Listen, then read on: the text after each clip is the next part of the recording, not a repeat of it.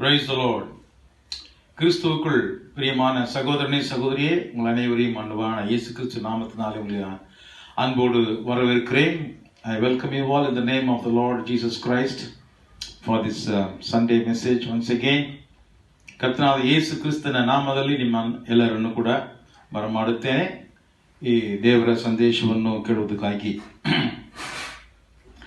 கடந்த வாரத்திலே நாம் என்ன பார்த்து கொண்டிருந்தோம் என்று சொன்னால், கிறிஸ்துவின் உபதேசத்திலே நியாயப்பிரமாணத்தை நாம் பார்க்கின்றோம். Last week what did we see is, we have seen that the law, so called the commandments of the Old Testament, is part of the teaching of Jesus Christ. ನಾವು ಕಳೆದ ವಾರದಲ್ಲಿ ನೋಡುವಾಗ ಯೇಸು ಕ್ರಿಸ್ತನ ಉಪದೇಶದಲ್ಲಿ ನ್ಯಾಯ ಪ್ರಮಾಣವನ್ನು ಕೂಡ ನಾವು ನೋಡುತ್ತಾ ಇದ್ದೇವೆ ಎಂದು ನಾವು ನೋಡಿದ್ದೇವೆ. ಒಬ್ಬ ಮನುಷ್ಯನು ಓಡಿ ಬಂದು ಕ್ರಿಸ್ತನ ಬಳಿಗೆ ಬಂದು ಕೇಳುತ್ತಾನೆ, ದೇವರೇ, ಒಳ್ಳೆಯ ಬೋಧಕನೇ, ನಾನು ನಿತ್ಯ ಜೀವವನ್ನು ಪಡೆಯಬೇಕು, ಅದಕ್ಕೆ ನಾನು ಏನು ಮಾಡಬೇಕು ಎಂದು ಕೇಳುವಾಗ ಯೇಸು ಕ್ರಿಸ್ತನು ಏನು ಹೇಳ್ತಾನೆ? 10 ಕಟ್ಟಳೆಗಳನ್ನು ಕುರಿತು ಹೇಳುತ್ತಾನೆ. So when a young person was running toward Jesus Christ and asking him a wonderful question about, good teacher, how can I inherit the eternal life? What was the response from the Lord Jesus Christ? He was talking about the 10 commandments. Very strange for us, we Christians today. ஒரு வாலிபன் இயேசு கிறிஸ்து நடந்து போய் கொண்டிருக்கிற வேளையிலே ஓடி வந்து அவருக்கு முன்பாக முழங்கால் படியிட்டு, நல்ல போதகரே, நித்திய ஜீவனை சுதந்திரித்துக் கொள்ளுவதற்கு நான் என்ன செய்ய வேண்டும் என்று கேட்கையில், இயேசு அவனுக்கு என்னத்தை சொன்னார் என்று சொன்னால், விபச்சாரம் செய்யாதிருப்பாயாக, கொலை செய்யாதிருப்பாயாக, களவு செய்யாதிருப்பாயாக, பொய் சாட்சி சொல்லாதிருப்பாயாக, வஞ்சனை செய்யாதிருப்பாயாக, இப்படி 10 கட்டளைகளை குறித்து சொல்லுகிறதை நாம் பார்த்தோம். அது மிகவும் விசித்திரமாக நமக்கு காணப்படலாம். சுவிசேஷத்தை சொல்ல வேண்டிய இடத்திலே இயேசு எதற்காக நியாயப்பிரமாணத்தை சொன்னார்? அல்லவா? Are we sharing the gospel like this? But this is the gospel Jesus was giving to the people who are seeking after eternal life. ನಿತ್ಯ ಜೀವವನ್ನು ಸ್ವತಂತ್ರೈಸುವುದಕ್ಕೋಸ್ಕರ ನಾನು ಏನು ಮಾಡಬೇಕು ಎಂದು ಕೇಳುವಾಗ ನಾವು ಸುವಾರ್ತೆಯನ್ನು ಹೇಳುತ್ತೇವೆ. ನಮ್ಮ ಸುವಾರ್ತೆ ವ್ಯತ್ಯಾಸಕರವಾಗಿರುತ್ತದೆ. ಯೇಸು ಕ್ರಿಸ್ತನು ಹೇಳಿದ್ದು ಏನೆಂದರೆ, 10 ಕಟ್ಟಳೆಗಳಿಗೆ, ಪ್ರಮಾಣಗಳಿಗೆ, ಧರ್ಮಶಾಸ್ತ್ರದ ಹಳೆಯ ಒಡಂಬಡಿಕೆಯ ಕಾರ್ಯಗಳಿಗೆ ಹೇಳುತ್ತಾನೆ. ಇದು ನಮಗೆ ವಿಚಿತ್ರವಾಗಿ ಕಾಣುತ್ತದೆ. ಆದರೆ ಅಲ್ಲಿ ಮಾತ್ರ ಯೇಸು ಸ್ವಾಮಿ ನಿಂತಿಲ್ಲ. ಅದೆಲ್ಲವನ್ನು ನಾನು ಪಾಲಿಸ್ತಾ ಇದ್ದೇನೆ ಅಂತ ಹೇಳುವಾಗ ಆತನೇನು ಹೇಳ್ತಾನೆ, ಓಕೆ, ಅದು ಒಳ್ಳೆಯದು, ಈಗ ನಿನ್ನ ಹತ್ರ ಇನ್ನೂ ಒಂದು ಕೊರತೆ ಉಂಟು. ಅದೇನೆಂದರೆ, ನಿನಗಿರುವಂತಹ ಎಲ್ಲ ಆಸ್ತಿಗಳನ್ನು, ಸಂಪತ್ತನ್ನು ಮಾರಿ ಬಡವರಿಗೆ, ದರಿದ್ರರಿಗೆ ಕೊಟ್ಟು ಬರಿಗೈಯೊಡನೆ ನನ್ನ ಹಿಂದೆ ಹಿಂಬಾಲಿಸಿ ಬಾ. ಇದು ಯೇಸು ಕ್ರಿಸ್ತನ ಉತ್ತರ. ನಿತ್ಯ ಜೀವವನ್ನು ಪಡೆಯಬೇಕೆಂದು ಇಷ್ಟಪಡುವವರಿಗೆ ಯೇಸು ಕ್ರಿಸ್ತನು ಹೇಳುವುದು ಏನಂದ್ರೆ, ಎಲ್ಲವನ್ನು ಬಿಟ್ಟು ನನ್ನ ಹಿಂದೆ ಬಾ. ಎಲ್ಲವನ್ನು ಬಿಟ್ಟು ನನ್ನ ಹಿಂದೆ ಬಾ ಅಂದ್ರೆ ಏನರ್ಥ? ನನ್ನ ಉಪದೇಶಗಳಿಗೆ ನೀನು ವಿಧೇಯನಾಗಿ ನನ್ನನ್ನು ಹಿಂಬಾಲಿಸಿ, ನನ್ನನ್ನು ನಂಬಿ, ನನ್ನ ಮೇಲೆ ನಿನ್ನ நம்பிக்கையை இட்டு, நிரீட்சை இட்டு நன்னனை ஹிம்பாலிசி வா. இயேசு கிறிஸ்து அந்த வாலிபனுக்கு சொன்ன வார்த்தையானது அவனை வெறுமையாக திரும்பி போக சொல்வதற்காக சொல்லவில்லை. நித்திய ஜீவனை சுதந்திரிப்பதற்கு என்ன வழி என்று சொன்னால், மனம் திரும்புகிற ஒரு வாழ்க்கையிலே நீ எல்லாவற்றையும் கைகொண்டு, எல்லாவற்றையும் விட்டு, என் மேலும் நம்பிக்கை வைத்து என்னை பின்பற்றி வா. நான் சொல்லுகிறபடி நிச்சை, அதுதான் உனக்கு நித்திய ஜீவன். So Jesus did not want to disappoint him. Actually, he promptly answered that you need to repent, keep the commands, walk in a way that will please God, and give to the poor people, and when you are empty, you come follow after me. Come follow after me means you take my instructions, stay with me and follow me. Keep obeying. Following Jesus Christ is the way to inherit the eternal life. இயேசு கிறிஸ்துவை பின்பற்றுவதிலேதான் நித்திய ಜೀವனை ஒருவன் ಕಾಣ முடியும். ಯೇಸು ಕ್ರಿಸ್ತನನ್ನು ಹಿಂಬಾಲಿಸುವುದರಲ್ಲಿ ಮಾತ್ರ ನಮಗೆ ನಿತ್ಯ ಜೀವ ನಾವೇನ್ ಮಾಡ್ತೇವೆ, ಪಡೆದುಕೊಳ್ಳುತ್ತೇವೆ. By following Jesus Christ, Abraham inherited eternal life. He left behind everything. He forsook all, his nationality, his people, his rights as a son in the family. He left everything behind, took the instruction of God, and he went away, went beyond the boundaries of Ur. He came after God's direction, God's word. He was coming, following. It took 25 years. He covered almost 2,000 kilometers, 1,100 miles. Every step he took, it was a step of faith. Forsaking everything, following God's word. Forsaking everything, following God's word. And his name, God made it great. Till today, his children are having a great nation called Israel. கர்த்தருடைய வார்த்தைக்காக எல்லாவற்றையும் விட்டுவிட்டு பின்பற்றுவதிலே தான் ஒரு மனிதனுக்கு நித்திய ஜீவன் உண்டு என்பதற்கு சாட்சி Abraham. Amen.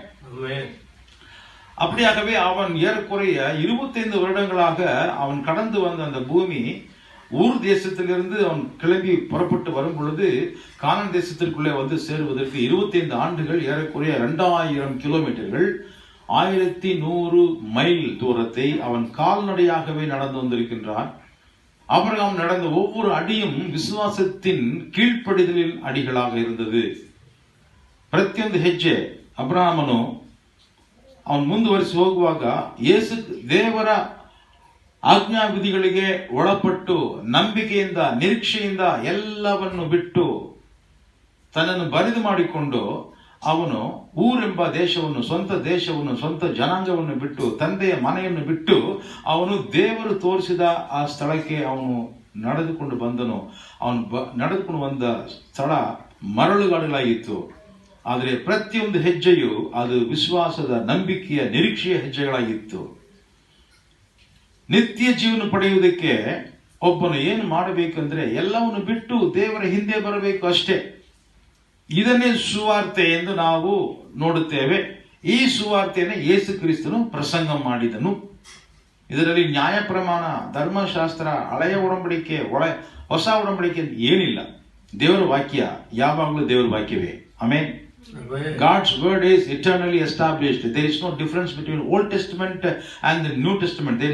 The word of God will never get expired. ಕರ್ತನ ವಾರ್ತೆಗೆ ಶಾಶ್ವತತೆ ಉಂಟು. ಅದು ಹಳೆ ಒಡಂಬಡಿಕೆಯಲ್ಲಿ ಕ್ರಿಯೆ ಮಾಡುತ್ತದೆ, ಈಗ ಕ್ರಿಯೆ ಮಾಡ್ತಾ ಇಲ್ಲ, ಆತರ ಹೇಳಲ್ಲ. ದೇವರ ವಾಕ್ಯವನ್ನು ನಂಬಿಕೊಂಡು ಬರುವವನಿಗೆ ನಿತ್ಯ ಜೀವ ಉಂಟು. ಅದಕ್ಕೋಸ್ಕರ ಎಲ್ಲವನ್ನು ಬರಿದು ಮಾಡಿಕೊಂಡು, ಎಲ್ಲವನ್ನು ಬಿಟ್ಟು, ತಂದೆ ತಾಯಿಗಳನ್ನು ಬಿಟ್ಟು, ಸ್ವಂತ ಊರನ್ನು ಬಿಟ್ಟು, ಆಸ್ತಿ ಪಾಸ್ತಿಗಳನ್ನು ಬಿಟ್ಟು ನನ್ನ ಹಿಂದೆ ಬರಲಿ ಎಂಬ ಒಂದು ಸುವಾರ್ತೆ ಹೊಸ ಒಡಂಬಡಿಕೆಯಲ್ಲಿ ನೋಡುವಂತಹ ಸುವಾರ್ತೆ ಹಳೆ ಒಡಂಬಡಿಕೆಯಲ್ಲಿ ಕೂಡ ನೋಡುತ್ತೇವೆ. ಯಾಕಂದ್ರೆ ಅದೇ ದೇವರು ಈಗಲೂ ಇದ್ದಾನೆ. ಕ್ರೈಸ್ತರ ಶಾಸ್ತ್ರದಲ್ಲಿ ಹಳೆಯ ಒಡಂಬಡಿಕೆಗೆ ಒಂಥರ ಉಪದೇಶ, ಹೊಸ ಒಡಂಬಡಿಕೆಗೆ ಬೇರೆ ತರ ಉಪದೇಶವೆಂದು ನಾವು ತಪ್ಪಾಗಿ ಅರ್ಥ ಮಾಡಿಕೊಳ್ಳಬಾರದು. We should not misunderstand the tenacity, the intensity of God's word. The power of God's word is the same yesterday, today and forever.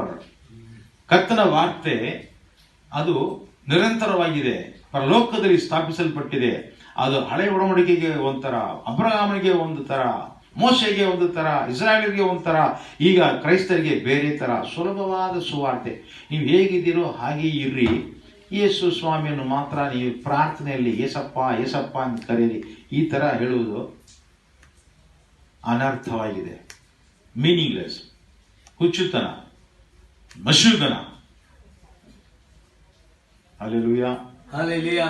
ದೇವರ ವಾರ್ತೆ ಯಾವಾಗಲೂ ಒಂದೇ ರೀತಿಯಾಗಿರುತ್ತದೆ. ಪೌಲನು ಪ್ರಸಂಗ ಮಾಡುವಾಗಲೂ ಸರಿ, ಯೇಸು ಕ್ರಿಸ್ತನ ಹೇಳುವಾಗಲೂ ಸರಿ, ಅದು ಹಳೆ ಒಡಂಬಡಿಕೆಯಲ್ಲಿ ಕೇಳಿದಾಗಲೂ ಸರಿ, ದೇವರ ವಾಕ್ಯದ ಒಂದು ಅರ್ಥಗಳು ಅದು ಏನಾಗಲ್ಲ, ಚೇಂಜ್ ಆಗುವುದಿಲ್ಲ, ಬದಲಾಗುವುದಿಲ್ಲ, ಮಾರ್ಪಡುವುದಿಲ್ಲ. ಯಾಕಂದ್ರೆ ದೇವರು ಮಾರ್ಪಡದ ದೇವನಾಗಿದ್ದಾನೆ.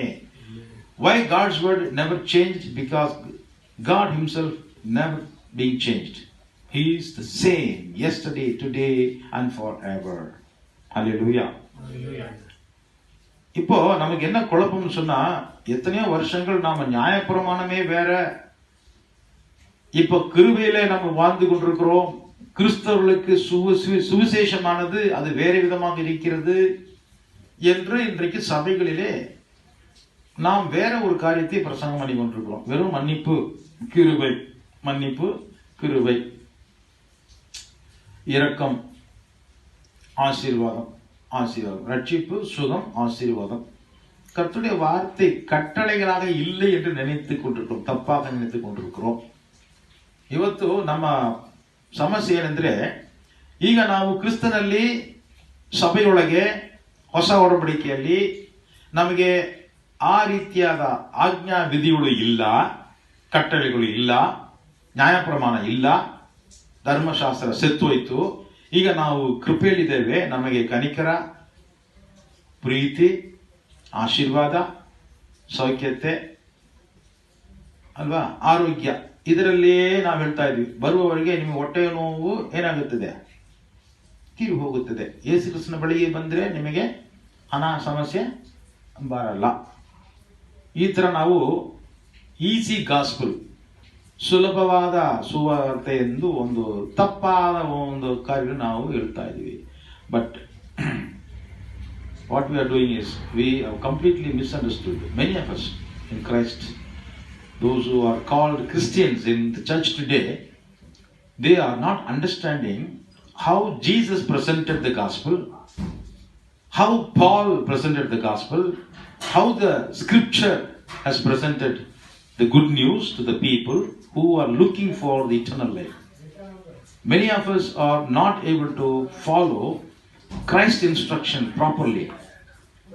We have learned to share easy gospel. There is nothing as called commands or instructions. There is no law. There is no precepts. We are in the church period. We are in the era of grace. We are receiving free salvation. You no need to do anything. There is no command for you. You just receive salvation free of cost, and you receive healing, you receive prosperity. Whatever you ask, you receive it. There is no command. You are not under the law. This is the misunderstanding we have. Partly there is a problem in our translations in the vernacular languages, whether it is English or Kannada or Tamil or any other Indian languages. Even in foreign languages, we all have limitations when we got translated. The real problem is God's law. God's law is not man-made. That's what we need to understand, first of all. நாம் தவறாக புரிந்து கொண்டிருக்கிற காரியம் எதனால என்று சொன்னால், ஒரு பக்கத்திலே நமக்கு மொழியாக்கம் பண்ணப்பட்டிருக்கிற வேத புத்தகங்களிலே சில ತವರುಗಳು ಏರ್ಪಟ್ಟಿರುತ್ತದೆ. ನಾವು ಭಾಷಾಂತರ ಮಾಡುವಾಗ ಕನ್ನಡದಲ್ಲಿ, ಬೇರೆ ಭಾಷೆಗಳಲ್ಲಿ, ನಮ್ಮ ಭಾರತ ದೇಶದ ಭಾಷೆಗಳಲ್ಲಿ ಮಾಡುವಾಗ ಅನೇಕ ಕೊರತೆಗಳುಂಟು. ಅದರಲ್ಲಿ ಒಂದು ಯಾವುದಂದ್ರೆ, ಈ ಧರ್ಮಶಾಸ್ತ್ರದ ಬಗ್ಗೆ ನಮಗೆ ಸರಿಯಾಗಿ ಅವರು ಭಾಷಾಂತರ ಮಾಡಲಿಲ್ಲ. ಭಾಷಾಂತರ ಮಾಡುವಾಗ ಕೆಲವು ತಪ್ಪುಗಳನ್ನು ಕಮಿಟ್ ಮಾಡಿದ್ದಾರೆ. ಅದರಲ್ಲಿ ಒಂದು ದೊಡ್ಡ ತಪ್ಪು ಏನಂದ್ರೆ, ನಮಗೆ ನ್ಯಾಯ ಪ್ರಮಾಣವೇ ಇಲ್ಲ ಅಂತ ಹೇಳುವುದು. ನಮಗೆ ನ್ಯಾಯ ಪ್ರಮಾಣವೇ ಇಲ್ಲ ಅಂತ ಹೇಳುವುದು ತುಂಬಾ ದೊಡ್ಡ ಒಂದು ಏನು ಹೇಳುದು, ಮಿಸ್ಅಂಡರ್ಸ್ಟ್ಯಾಂಡಿಂಗ್. ತಪ್ಪಾಗಿ ನಾವು ತಿಳ್ಕೊಂಡಿದ್ದೇವೆ, ತವರಾಗ ನಾವು ಬರೆದುಕೊಂಡಿರ್ತೀವಿ. we are misunderstood. First of all, what we need to understand is, law is not man-made. Law is not given by any man like Moses. We have seen that last time. Isaiah chapter 33 verse 22 says, in English, can somebody read? ஆங்கில வேதாகமத்தில் நம்ம அதை படித்தோம். ஏசாயா எழுதின தீர்க்கதரிசன புஸ்தகத்திலே 33ஆம் அதிகாரம் 22 பார்க்கும் பொழுது என்ன பார்த்தோம் என்று சொன்னால், For the Lord is judge. For the Lord is our judge. The Lord is our lawgiver. The Lord, Yahweh, is the lawgiver. The Lord is our king. The Lord is our king. It is He who will save us. It is He who will save us. The one who saves us, He is the one who makes the rules. He gives the law. He is the lawgiver. Man did not give the law. It is God who gave the law. And law is perfect. தேவனுடைய வார்த்தை நமக்கு வந்தது எதனாலே, யாராலே, எப்படி வந்தது? நம்மை ஆளுகிறவர், நம்மை ரட்சிக்கிறவர், அவர் போட்ட சட்டம், அவர் கொடுத்ததுதான் அந்த நியாய பிரமாணம் என்று மொழிபெயர்க்கப்பட்டிருக்கிறது. ஆனால் இது இன்னும் தவறாக இருப்பதாகவும், இது நமக்கு இன்றைக்கு ஒத்து வராததாகவும், இது நமக்கு நடைமுறைக்கு தேவையில்லாததாகவும், கிறிஸ்துவுக்குள்ளே ஒரு வந்துவிட்டால் இந்த நியாயப்பிரமாணம் இல்லை என்பதை போலவும் நாம் நினைப்பது மிகப்பெரிய தவறு. This is our biggest failure to understand that the law is given by the Savior, the one who saves you. He is the King and He gives you the law, by which you receive the grace also. Without law, there is no point for receiving grace. There is no meaning for grace. If there is no law, there is no grace. நியாயப்பிரமாணம் என்று ஒன்று கொடுக்கப்படாதிருந்திருந்தால் நமக்கு கிருபையானது அர்த்தமற்றதாய் போயிருக்கும். கிருபை என்ன என்பது நமக்கு தெரியாமலே போயிருக்கும். ದೇವರ ಶಾಸ್ತ್ರದಲ್ಲಿ ನ್ಯಾಯ ಪ್ರಮಾಣಗಳು ದೇವರಿಂದಲೇ ಬಂದಿದೆ ಎಂದು ನಾವು ಅರ್ಥ ಮಾಡಿಕೊಳ್ಳಬೇಕು. ದೇವರೇ ಅದನ್ನು ಕೊಟ್ಟಿದ್ದವನು. ದೇವರು ಯಾರು? ನಮ್ಮನ್ನು ರಕ್ಷಿಸುವಂತ ರಾಜನು, ರಕ್ಷಿಸುವವನು, ರಕ್ಷಕನು. ಆತನು ಕೊಟ್ಟಿದ್ದು ಈ ಧರ್ಮಶಾಸ್ತ್ರ, ನ್ಯಾಯ ಪ್ರಮಾಣಗಳು, ವಿಧಿಗಳು, ಆಜ್ಞಾ ವಿಧಿಗಳು, ಕಲ್ಪನೆಗಳು, ಕಟ್ಟಳೆಗಳು, ಇವುಗಳೆಲ್ಲವೂ ನಮ್ಮನ್ನು ರಕ್ಷಿಸುವುದಕ್ಕೆ ಕೊಡುವಂತ ದೇವರು ನಮಗೆ ಈ ಕಾರ್ಯಗಳನ್ನು ನಮಗೆ ತೋರಿಸಿದ್ದಾನೆ. Why this is not a ಕಟ್ಟಳೆ, ಇದು ಒಂದು ಕಮಾಂಡ್ ಅಲ್ಲ, ಇದು ನಮ್ಮನ್ನು ದಾರಿ ತೋರಿಸಿ ನಡೆಸುವಂತಹ ಉಪದೇಶಗಳು. ಫಾರ್ ಯಾವುದಕ್ಕಾಗಿ? ದೇವರ ಬಳಿಯಲ್ಲಿ, ದೇವರ ಒಡಂಬಡಿಕೆಯೊಳಗೆ ದೇವರೊಟ್ಟಿಗೆ ಸಂಬಂಧ ಬೆಳೆಸುವುದಕ್ಕೋಸ್ಕರ. ದೇವರು ನೀತಿವಂತನಾಗಿದ್ದಾನೆ, ದೇವರು ಪರಿಶುದ್ಧನಾಗಿದ್ದಾನೆ, ಆತನ ಜೊತೆಯಲ್ಲಿ ಒಡಂಬಡಿಕೆಯಲ್ಲಿ ಸೇರಿದ ನಾವು ಆತನಲ್ಲಿ ನಾವು ಸಂತೋಷವಾಗಿ ಬಾಳುವುದಕ್ಕೋಸ್ಕರ. கிறிஸ்துவுக்குள்ளே இருக்கிறவர்கள் உடன்படிக்கைக்குள்ளே வர வேண்டும். அந்த உடன்படிக்கையிலே இருப்பதற்குத்தான் அந்த கட்டளைகளும் அந்த நிபந்தனைகளும் நமக்கு கொடுக்கப்பட்டிருக்கிறது. அவைகள் பாரமானவைகள் அல்ல. அவைகளுக்கு நாம் கீழ்ப்படியும் பொழுதுதான் நாம் அவருடைய நுகத்துக்குள்ளே இருக்கின்றோம். அவரோடு கூட நாம் சம்பந்தப்படுத்துவதற்கு அந்த உபதேசங்கள் நமக்கு தேவையாக இருக்கிறது. அவர் பரிசுத்தராய் இருக்கிறது போல நாமும் பரிசுத்தவன்களாய் நடப்பதற்கு அது வழிகாட்டுகிறதா இருக்கிறது. தவிர நம்மை தண்டனைக்குள்ளாக ஆக்குவதற்காக அது கொடுக்கப்படவில்லை என்பதை நாம் புரிந்து கொள்ள வேண்டும். We have to rightly understand the word of God is given to us as guidelines to have a proper relationship with our God. It is not given for you to condemn or to make you perish in hell. God has instructed us. That is the right word for law. Originally it is called Torah. Torah is given to you so that you will be guided properly to have a wonderful, intimate, last-long relationship with God. நித்தியமான தேவனோடு நித்தியமாக ஒரு சுமூகமான நல்ல உறவிலே நம்மை கர்த்தர் அவரோடு கூட உறவாட வைப்பதற்கென்று கொடுக்கப்பட்ட உபதேசங்களைத்தான் நாம் கட்டளைகள் என்று சொல்லி மொழிபெயர்த்து நம்மை பயமுறுத்தி விட்டார்கள். கர்த்தரோடு நான் வாழ வேண்டும், அதுதானே நித்திய ஜீவன். Living with God is nothing but eternal life. ದೇವರೊಟ್ಟಿಗೆ ಬಾಳುವುದೇ ನಿತ್ಯ ಜೀವನ್. Price the lord. ದೇವರು ನಿತ್ಯವಾದ ದೇವರು, ಸತ್ಯವಾದ ದೇವರು, ಎಂದೆಂದಿಗೂ ಇರುವ ಆತನ ಜೊತೆಯಲ್ಲಿ ಬಾಳುವುದು நித்திய ஜீவவு. ஆமென். தேவனோடு நிரந்தரமாக நித்தியமாக அழியாமல் நாம் வாழ்வதற்கு பேர் தான் நித்திய ஜீவன். This is what eternal life, because God is eternal. When we want to live with God, how God is holy, God is loving, God is compassionate, God is righteous, and God wants you to share His characteristics with you. These are the guidelines so that you will be holy, you will be righteous, you will be loving, and you will receive the mercy of God. Enjoy His close relationship. தேவனோடு நம்ம நெருங்கிய உறவிலே வருவதற்காகத்தான் இந்த வழிமுறைகள் கொடுக்கப்பட்டிருக்கிறது ஒழிய நம்மை என்ன செய்யக்கூடாது, நம்மை அழிப்பதற்காக அவைகள் கொடுக்கப்படவில்லை. எனவே இயேசு கிறிஸ்து இந்த வாலிபனிடத்திலே சொன்னது சரியான சுவிசேஷமா தப்பான சுவிசேஷமா? That's a right gospel. Nowadays people don't want to hear repentance. இன்னைக்கு சுவிசேஷத்தை சொல்லும்போது மனம் திரும்பு, பாவத்தை விட்டு விடு, கீழ்ப்படின்னு சொல்றதுக்கு நமக்கு தைரியம் இல்லை. ஏன்னா பிரசங்கம் பண்ற ஆளும் கேட்கிற ஆளும் ஒரே நிலைமையில தான் வாழ்ந்துட்டு இருக்காங்க. No holiness, no fear of God, indisciplined life. What do you need? Grace, forgiveness, mercy. Whatever I want, 3 days fasting, I will change the mind of God. Rubbish.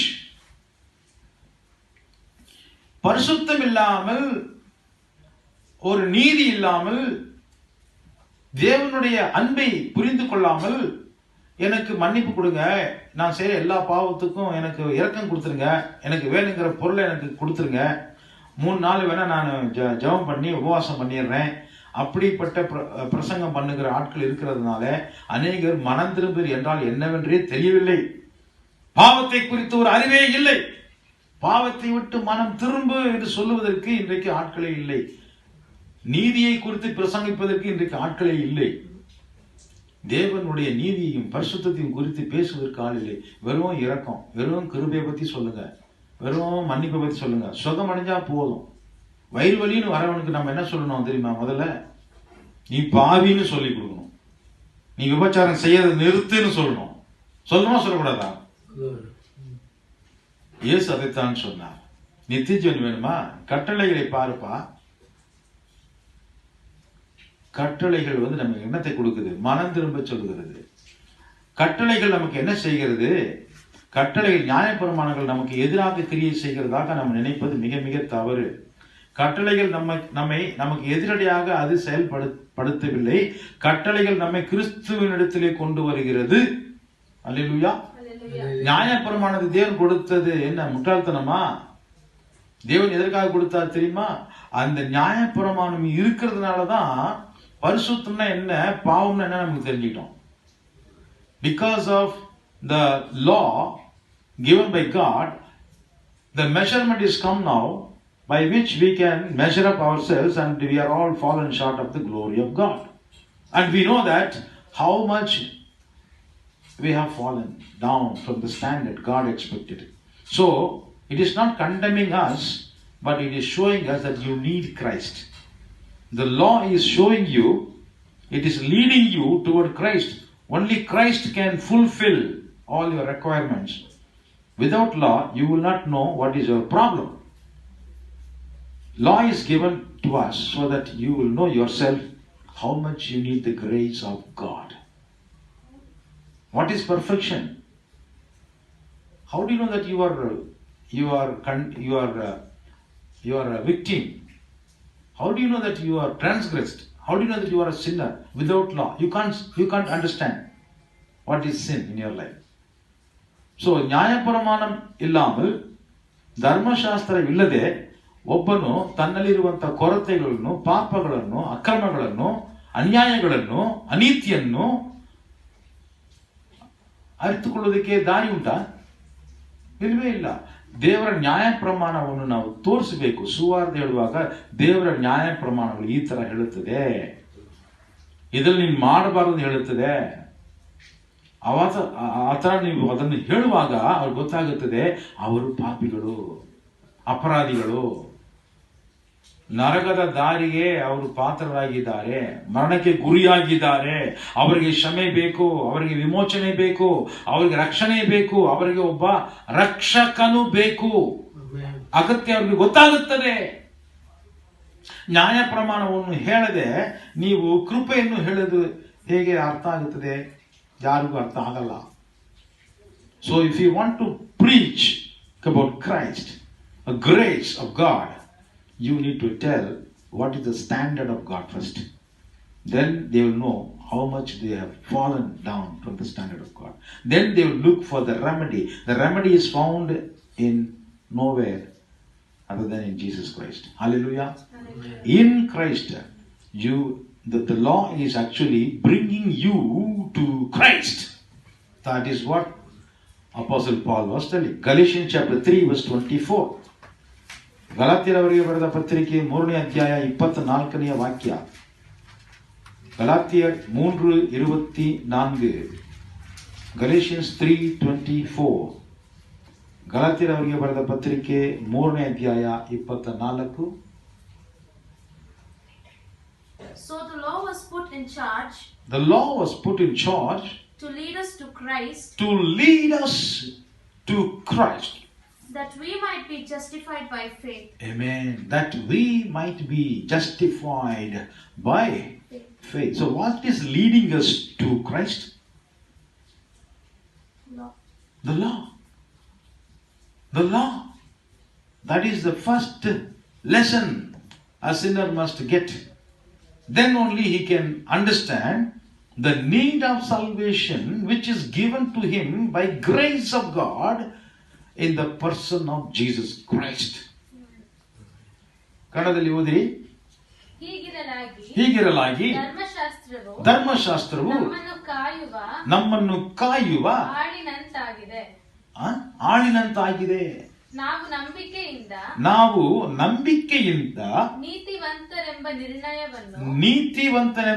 ನಿರ್ಣಯವನ್ನು ಹೊಂದುವುದಕ್ಕಾಗಿ ಕ್ರಿಸ್ತನಲ್ಲಿಗೆ ಸೇರುವ ತನಕ ಅದು ನಮ್ಮನ್ನು ನಡೆಸುತ್ತದೆ. தமிழ்ல வாசிங்க. இவ்விதமாக நாம் விசுவாசத்தினாலே நீதிமான்களாக ஆக்கப்படுவதற்கு நியாய பிரமாணம் தான் நம்மை கிறிஸ்துவினிடத்தில் கிறிஸ்துவினிடத்திலே கொண்டு போகிற வழி நடத்தி கொள்ளுகிற உபாத்தியா இருந்தது. அல்லேலூயா. ஆமென். நியாய பிரமாணம் தான் நமக்கு உபாத்தியாரா இருந்ததாம். நியாய பிரமாணம் தான் நமக்கு டீச்சரா இருந்ததாம். வழி காட்டிட்டு போச்சான். எங்க? நரகத்துக்கு இல்ல, கிறிஸ்துவினிடத்திலே வருவதற்கு. கிறிஸ்துவினிடத்தில் நம்மை கொண்டு வருவதற்கு நியாய பிரமாணம் தேவன் கொடுத்தார். எப்படியாக கொடுத்தார்? அது நமக்கு உபாத்தியாய், அது நமக்கு வழி நடத்துகிற ஒரு மேய்ப்பனாய். அந்த நியாய பிரமாணம் இல்லாவிட்டால் நாம் கிறிஸ்து யார் நம்ம தெரிந்து கொள்ளவே மாட்டோம். So the law is good or bad? Is it part of Christ's teaching or not? Yes. Very much. Hallelujah. Hallelujah. ಯೇಸು ಕ್ರಿಸ್ತನ ಉಪದೇಶದಲ್ಲಿ ನ್ಯಾಯ ಪ್ರಮಾಣವನ್ನು ನಾವು ನೋಡುತ್ತೇವೆ. ಯಾಕೆಂದರೆ ಆ ನ್ಯಾಯ ಪ್ರಮಾಣವೇ ಅಡಿಪಾಯವಾಗಿದೆ. ಸುವಾರ್ತೆಯನ್ನು ಕೇಳುವುದಕ್ಕೆ, ಕ್ರಿಸ್ತನ ಬಳಿಗೆ ಬರುವುದಕ್ಕೆ ನ್ಯಾಯ ಪ್ರಮಾಣ ಇರಬೇಕು. ನ್ಯಾಯ ಪ್ರಮಾಣ ಇಲ್ಲ ಅಂತ ನೀವು ಹೇಳಿದರೆ ಒಬ್ಬನನ್ನು ನೀವು ಅಪರಾಧದಿಂದ ಹೇಗೆ ತೋರಿಸುವುದಕ್ಕೆ ಸಾಧ್ಯ? ಅವನಲ್ಲಿ ಏನು ಕೊರತೆ ಇದೆ ಅಂದ್ರೆ ನೀವು ಹಿಂಗೆ ತೋರಿಸ್ತೀರಾ? ಅವನಿಗೆ ರಕ್ಷಣೆ ಅಗತ್ಯ ಅಂದ್ರೆ ನೀವು ಹೇಗೆ ತೋರಿಸ್ತೀರಾ? ನ್ಯಾಯ ಪ್ರಮಾಣವನ್ನು ಇಲ್ಲ ಅಂತ ಹೇಳ್ಬಿಟ್ರೆ ಅದು ಸತ್ವೋಯ್ತು, ಅದು ಕ್ರಿಯೆ ಮಾಡ್ತಾ ಇಲ್ಲ. ಅದು ಹಳೆ ಒಡಂಬಡಿಕೆ ಅವರಿಗೆ, ಯಹೂದಿಯರಿಗೆ, ಅಲ್ಲಿರುವವರಿಗೆ ಅಂತ ಹೇಳಿದ್ರೆ ಇಲ್ಲಿರುವವರಿಗೆ ಅವರು ಪಾಪಿಗಳೇ ಇಲ್ಲ ಅಂತ ಅವ್ರು ಅನ್ಕೊಳ್ತಾರೆ ಅಲ್ವಾ? ನ್ಯಾಯ ಪ್ರಮಾಣ, ಧರ್ಮಶಾಸ್ತ್ರ, ಆ ದೇವರ ಆಜ್ಞಾ ವಿಧಿಗಳನ್ನು ನಾವು ಇಲ್ಲ ಅಂತ ಹೇಳಕ್ಕಾಗಲ್ಲ. ಅದರ ಮುಖಾಂತರವೇ ನಾವು ಕ್ರಿಸ್ತನ ಬಳಿಗೆ ಬಂದಿದ್ದೇವೆ.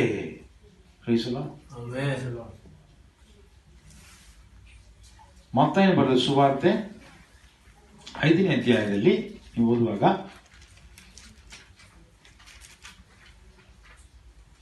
ಮತ್ತಾಯನು ಬರೆದ ಸುವಾರ್ತೆ 5ನೇ ಅಧ್ಯಾಯದಲ್ಲಿ ನೀವು ಓದುವಾಗ ಯೇಸು ಕ್ರಿಸ್ತನು ದೊಡ್ಡ ಒಂದು ಬೆಟ್ಟದ ಮೇಲೆ ಹತ್ತಿ ಶಿಷ್ಯರಿಗೆ ಬೋಧನೆಯನ್ನು ಮಾಡುವುದಕ್ಕೆ ಶುರು ಮಾಡುತ್ತಾನೆ.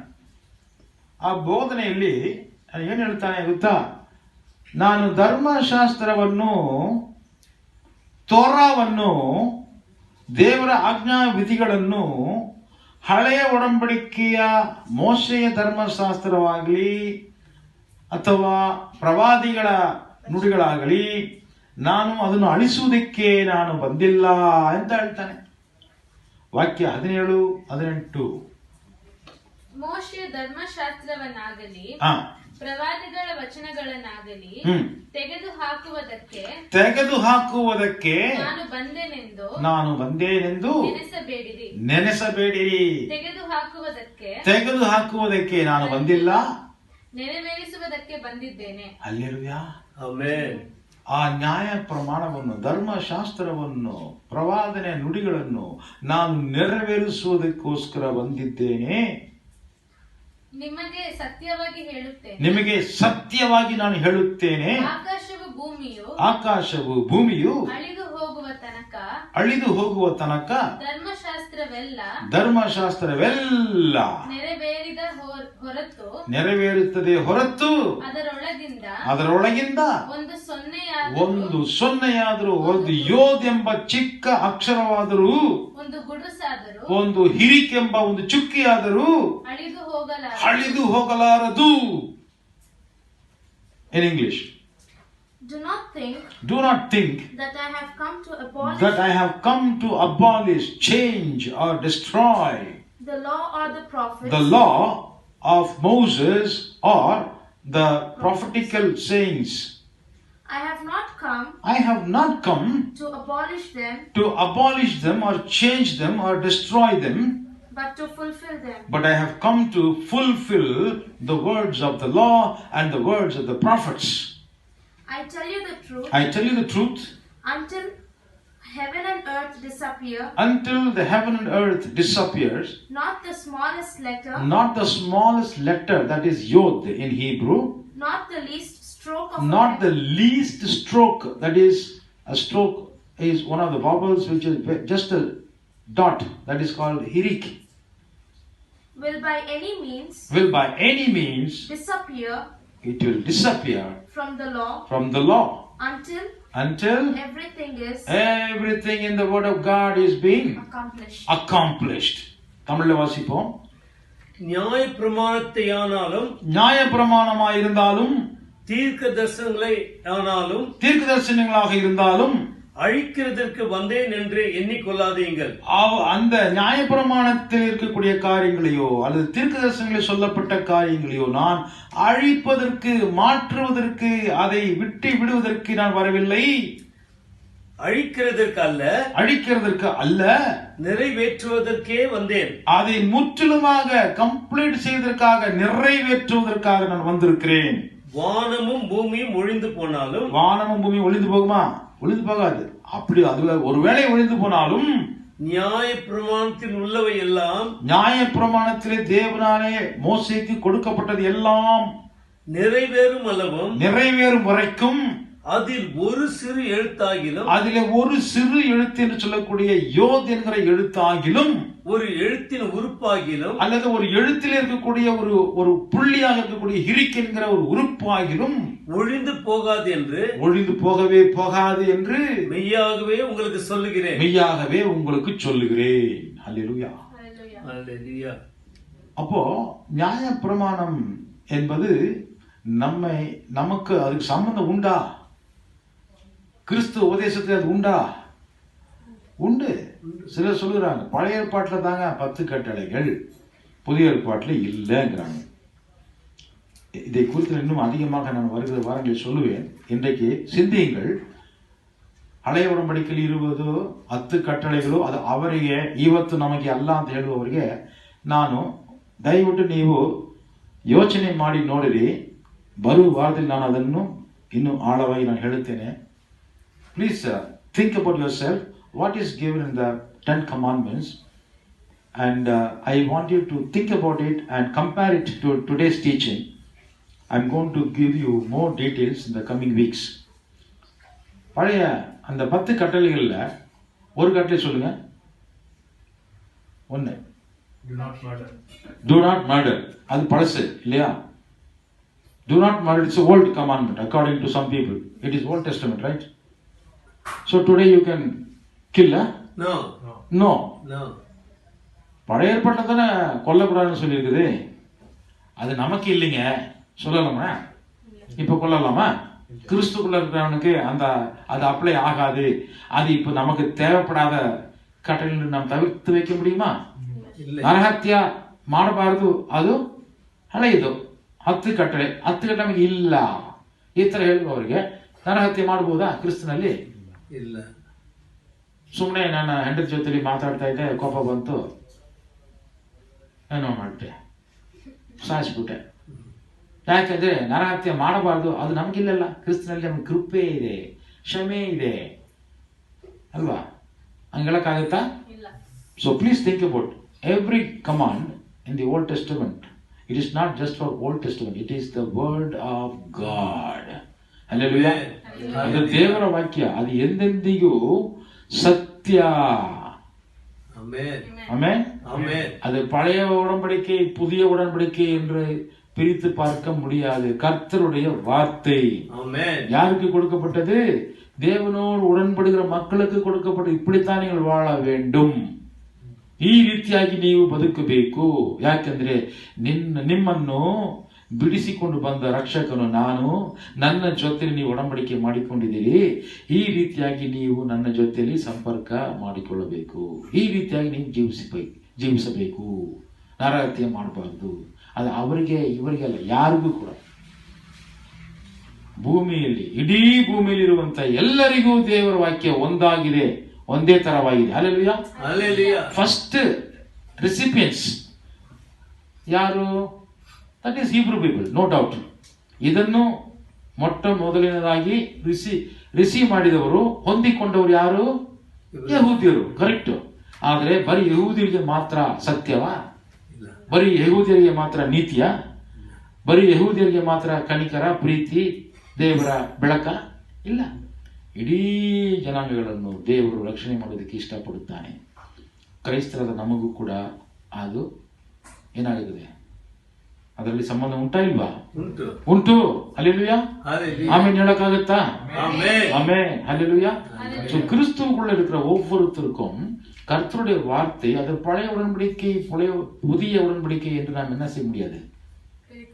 பிரிக்க கூடாது, உடைக்க கூடாது. அப்படி செய்தால் நாம் கிறிஸ்துவையே நாம் மறுதளிக்கிறதாகத்தான் அர்த்தம். கிறிஸ்து சொல்லியிருக்கிறார், அது நிறைவேற்ற வந்தேன் என்று சொல்லி. அப்படின்னு அர்த்தம். அதை கேன்சல் பண்ண நான் வரலப்பா. மோசே சொன்னதை எதையுமே நான் கேன்சல் பண்ண வரல, அதை நிறைவேற்ற வந்திருக்கிறேன் என்று சொல்லுகின்றார். ಕ್ರಿಸ್ತನು ಹಳೆಯ ಒಡಂಬಡಿಕೆಯಲ್ಲಿ ಇರುವಂತಹ ಧರ್ಮಶಾಸ್ತ್ರದಲ್ಲಿ ಇರುವಂತಹ ಆಜ್ಞಾ ವಿಧಿಗಳನ್ನು, ಕಟ್ಟಳೆಗಳನ್ನು, ಕಲ್ಪನೆಗಳನ್ನು ಏನ್ ಮಾಡಲಿಕ್ಕೆ ಬಂದಿಲ್ಲ, ಕ್ಯಾನ್ಸಲ್ ಮಾಡೋದಕ್ಕೆ ಬಂದಿಲ್ಲ. ಅವುಗಳನ್ನು ನೆರವೇರಿಸುವುದಕ್ಕೆ, ಸಂಪೂರ್ಣಗೊಳಿಸುವುದಕ್ಕೆ, ಅದರ ಮುಖಾಂತರ ನಾವು ದೇವರ ಜೊತೆಯಲ್ಲಿ ನಿತ್ಯ ಜೀವವನ್ನು ಪಡೆದು ನಾವು ಬಾಳುವುದಕ್ಕೆ ದೇವರು ಅದನ್ನು ನಮಗೆ ತೋರಿಸಿಕೊಡ್ತಾನೆ. ಆದರೆ ನ್ಯಾಯ ಪ್ರಮಾಣದ ಕೆಳಗೆ ನಾವು ಇಲ್ಲ ಅಂತ ಪೌಲ್ ಬರೀತಾನಲ್ಲ, ಅದರ ಅರ್ಥ ಏನು ಅಂತ ನಾನು ನೆಕ್ಸ್ಟ್ ವಾರದಲ್ಲಿ ಹೇಳ್ತೀನಿ. ನ್ಯಾಯ ಪ್ರಮಾಣத்திற்கு கீழ்ப்பட்டிருக்கவில்லை நாம், நியாய பிரமாணத்தினாலே நாம் அதற்கு அடியிலே நாம் சிக்கிக் கொண்டிருக்கவில்லை, நாம் கிருபைக்கு கீழாக இருக்கிறோம் என்று பவுல் சொல்கிறான். அதுக்கு அர்த்தம் என்ன, அதை நான் அடுத்த வார்த்தையில் சொல்லுகிறேன். So Paul was telling one verse, we are not under the law but we are under the grace. What he means, wait for next week, I'm going to teach you. Now let us close our eyes and pray to the Lord. We have my friend Pastor Shallaya. He is a wonderful man of God. He is with us. I request him to lead us in prayer and conclude this message. ஜெபிப்போம். இரக்கத்தில் ஐசுள்ள ஆண்டவரே, இந்த மத்தியான வேலைக்காய் நன்றி ஆண்டவரே. இந்த நாளில் கர்த்தாவே, நாங்கள் நினைப்பதற்கும் கேட்பதற்கும் அதிகமாய் ஆவிக்குரிய விஷயங்களை எங்களுக்கு வெளிப்படுத்தி வேதத்தினுடைய மகத்துவங்களை எங்களுக்கு காண்பித்ததற்காய் நன்றி. ஆண்டவராகிய இயேசு கிறிஸ்து, நீர் மோசேயுடைய ஒவ்வொரு கட்டளைகளும் நிறைவேற்ற வந்தீர் என்று விளக்கமாய் நம்முடைய தாசன் மூலமாய் கேட்ட சத்தியங்கள் எங்கள் இதயத்தை கர்த்தாவே மகிழ்ச்சியாக்கியதற்காய் நன்றி. ஆண்டு இந்த காலத்தில் கர்த்தாவே சத்தத்தை புரட்டுகிறவர்களாகவும் சத்தியத்தை மாற்றி போதிக்கிறவர்களாக இருக்கிறார்கள். இந்த நாளில் வெளிப்படுத்தின ஒவ்வொரு வார்த்தையிலும் ஆண்டு நீர் தான் சத்தியத்தை கொண்டு வந்தீர், நியாய தீர்ப்பை கொண்டு வந்தவர் நீர் என்று உம்முடைய தாசன் மூலியமாய் கர்த்தாவே அந்த வார்த்தை மூலியமாய் எடுத்து காட்டும்போது உண்மையிலே கர்த்தாவே எங்களுடைய ஆவிக்குரிய கண்களை நீர் திறந்ததற்காய் நன்றி. அது மாத்திரம் இல்லாமல் கர்த்தாவே இந்த வீடியோ மூலமாய் உம்முடைய தாசன் சொன்ன ஒவ்வொரு வார்த்தையும் எவ்வளவு ஆயிரக்கணக்கான ஜனங்கள் பார்க்கிறார்களோ அது கேட்கிறவர்கள் மாத்திரம் இல்ல, அதை வாழ்க்கையில் நாம் பிரயோஜனப்படுத்திக் கொண்டு மற்றவர்களும் அந்த பரிசுத்த வாழ்க்கையில் நடத்தத்தக்கதாய் ஒவ்வொருக்கும் கர்த்தாவே அந்த ஞானத்தை அந்த கிருபையை கட்டிடும்படியாய் கேட்டுக்கொள்கிறேன். விசேஷமாய் கர்த்தாவே உம்முடைய தாசனுக்காகவும் அவருடைய ஆரோக்கியத்துக்காகவும் அவரோடு பரிசுத்த ஆவியானவர் இருந்து செயல்படுகிற ஒவ்வொரு விதத்துக்காகவும் உம்மை கொண்டாடுகிறையா. இன்னும் இதை காற்றில் மேன்மையை உயர்த்தி அநேகர்கள் கர்த்தாவே கிறிஸ்துனுடைய அன்பையும் சத்தியத்தின் ஆழத்தையும் அறிந்து கொள்ளத்தக்கதாய் உம்முடைய மகனை எடுத்து வைக்கும்படியாய் ஜெபிக்கிறேன். ஆசீர்வாதத்தை கற்றிட்டதுக்காய் நன்றி. இப்பொழுது கேட்டது மாத்திரமல்ல, அடுத்த வாரத்தில் ஒரு எதிர்பார்ப்போடு நாங்கள் காத்து கொண்டிருக்கிறோம். உம்முடைய வேதத்தின் விளக்கத்தை மகன் சொல்லும் போது இதை கேட்கிறவர்கள் கர்த்தாவே மற்றவர்கள் சொல்லி அவர்களையும் இந்த சத்தியத்திற்குள் நடத்தத்தக்கதாய் கிருபை செய்யுங்க. எல்லா கனமகியும் உமக்கே செலுத்துகிறோம். இயேசுவின் நாமத்தில் கேட்டு ஜெபிக்கிறோம் ஜீவனுள்ள பிதாவே. ஆமென். ஆமென். ஆமென்.